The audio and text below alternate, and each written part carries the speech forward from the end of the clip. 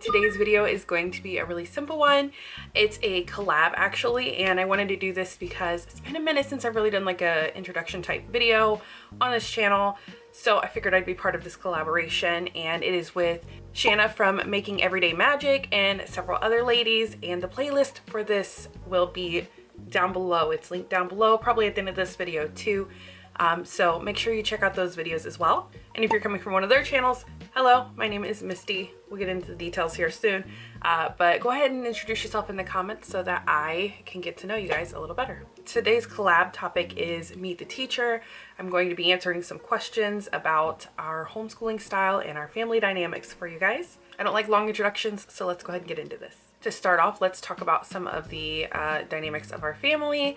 I have an 8-year-old and a 5-year-old, so we are teaching right around 3rd grade and preschool going into kindergarten. We don't really put those labels on it. We're one of those families, yes, where we don't put the label of grades on it, but that's whereabout we are. I'm also a part-time working mom. I work for myself. I have several, we'll call them side hustles, but they're small businesses, whatever you want to call them, that I make money through. And so I'm homeschooling and working part-time from home. Question number 1, what led you down this path? So interestingly enough, when I had my first daughter, I continued to work. I went back to work after 8 weeks and I worked full time. I had every intention of continuing to work throughout their life. And then somewhere around the time that right before going into when I became pregnant with my second child, I don't know, things just changed. I had a different view on how I wanted things to go. And so I discussed it with my husband and I said I wanted to homeschool and stay home with the girls. I continued to work from that point. We had some goals to attain.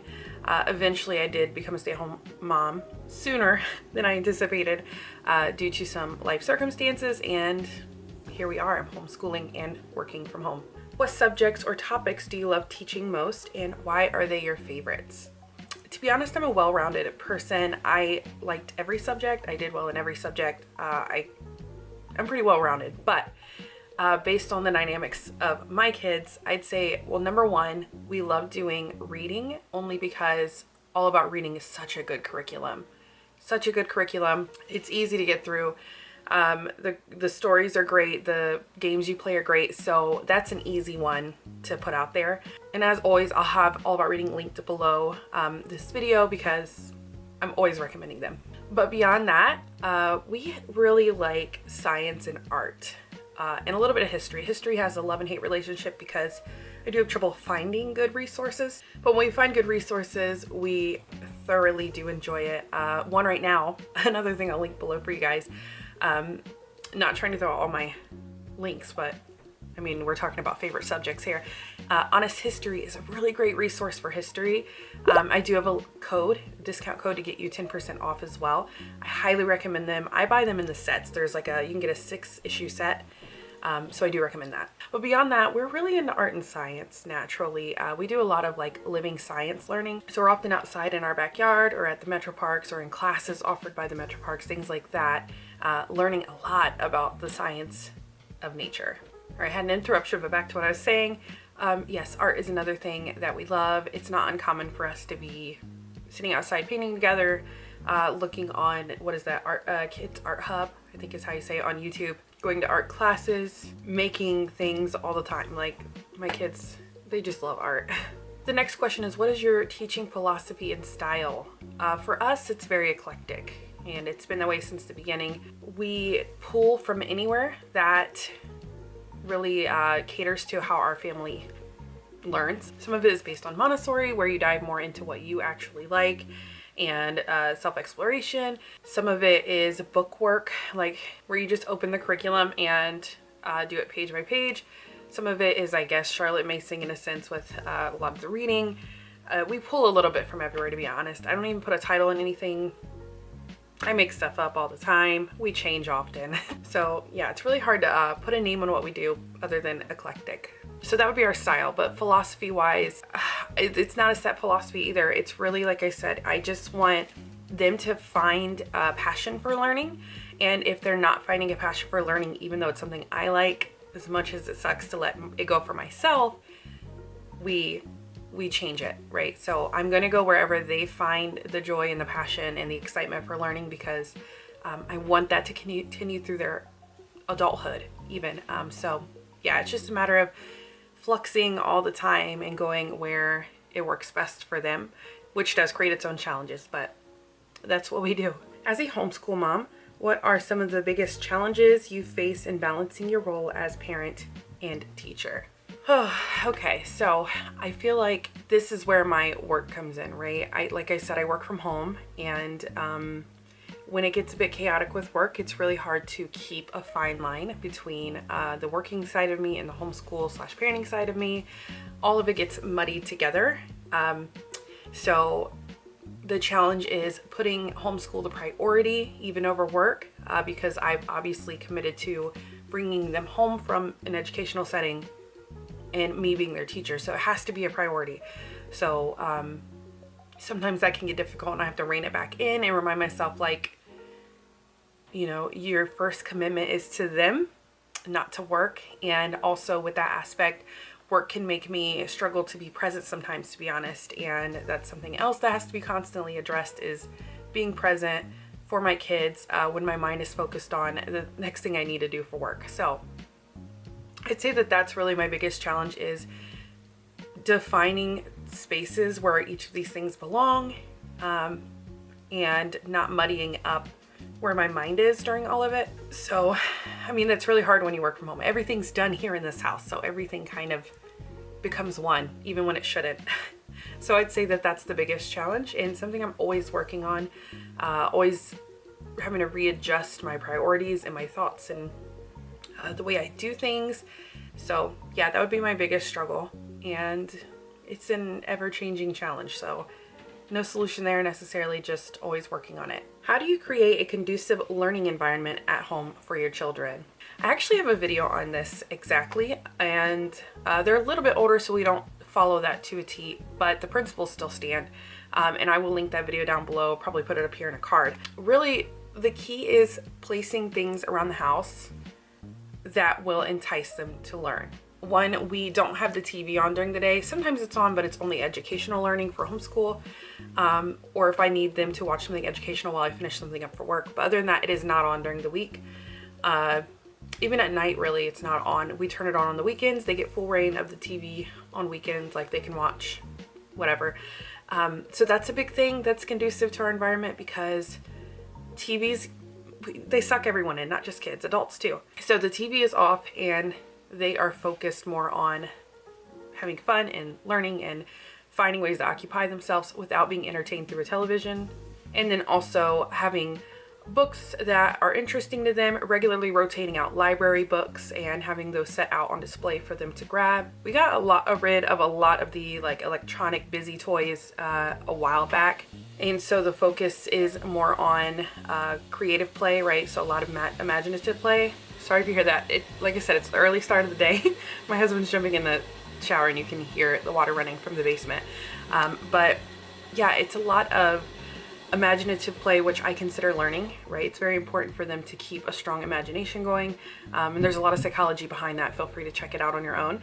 But yeah, it's just placing a lot of things around the house that are conducive to a learning environment in general, so that it is also initiated by them instead of me.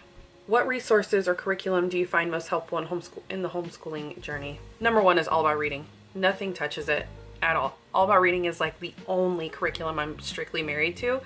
Other ones I found that are great, they aren't ones that we've always stuck with, but just know All About Reading is the one I recommend.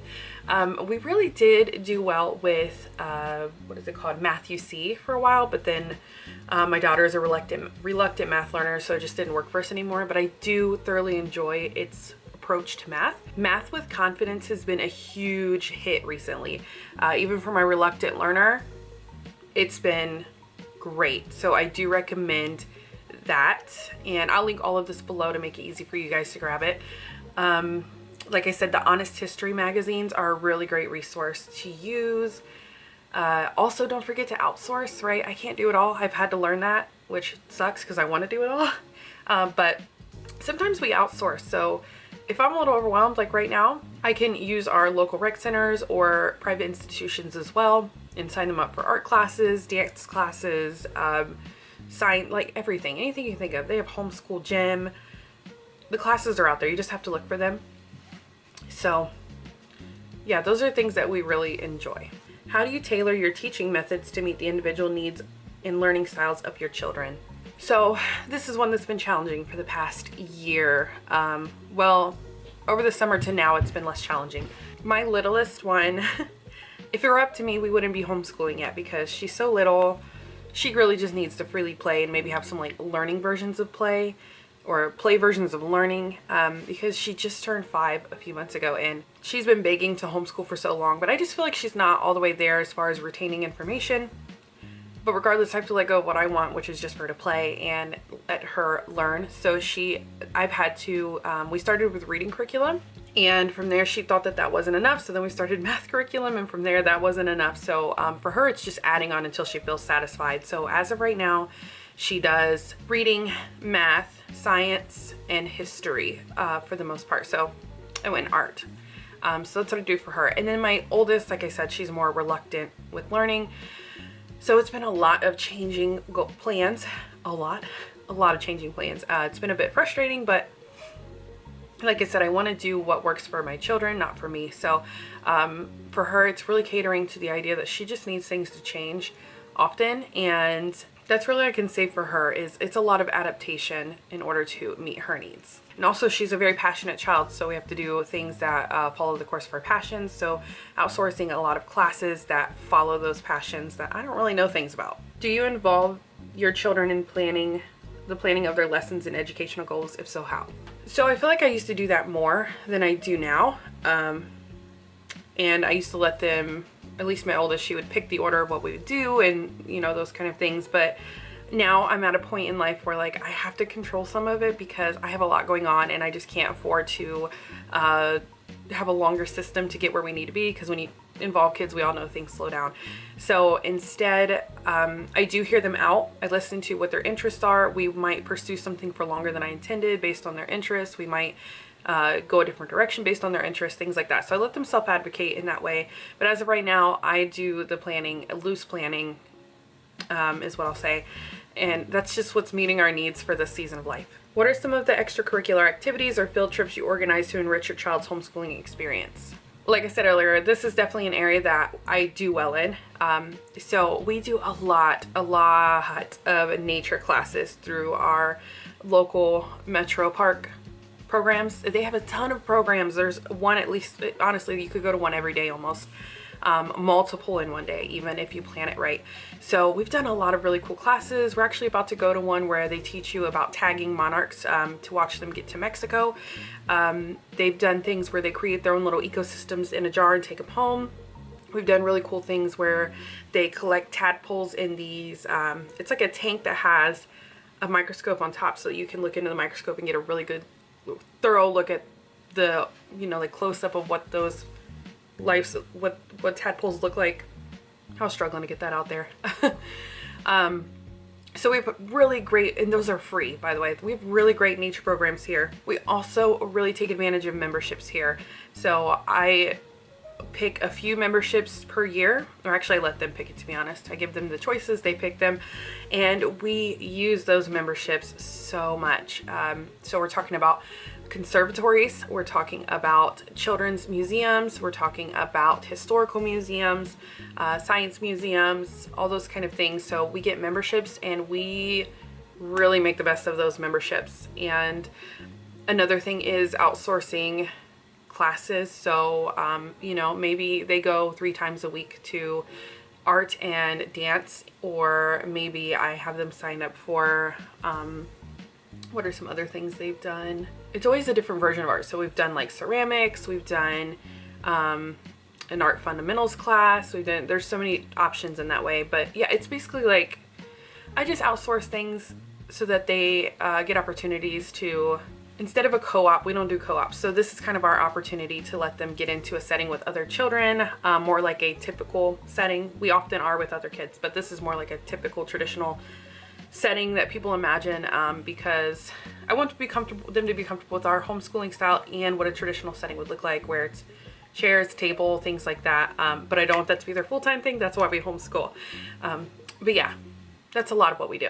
Sorry, that was a tangent. And lastly, what do you find most rewarding about being a homeschool mom and teacher? I think the most rewarding thing is just getting that time back with them, right? When I worked, when my oldest was smaller, it was really like pick her up from my mom's house, who was the one who watched her. And luckily I did get that, right? I was able to have another family member raise my child in a sense while I was gone. But you know, I'd pick her up. I get off work at 5. By the time I get to the house, it's 6, right? And then I take her home, I feed her dinner, give her a bath, and put her to bed. You know, like, there was so much time lost. And so I think that the best part is just getting that time back, so much time back, as well as really, I really find it rewarding to see the growth right in front of my eyes, to see them change and learn and discover and everything. Like, that's really rewarding. Hello again, future Misty here. I'm in the middle of editing, hence the giant headphones. And I realized that the camera overheated and actually cut off the rest of the video. So I just wanted to get on here and say, once again, don't forget that the playlist for this collaboration is linked down below, as well as right over here. And if you're curious about my channel and you're new here, click this other video on the top and you can get to know more about my channel. And I'll see you over that video, and have fun homeschooling.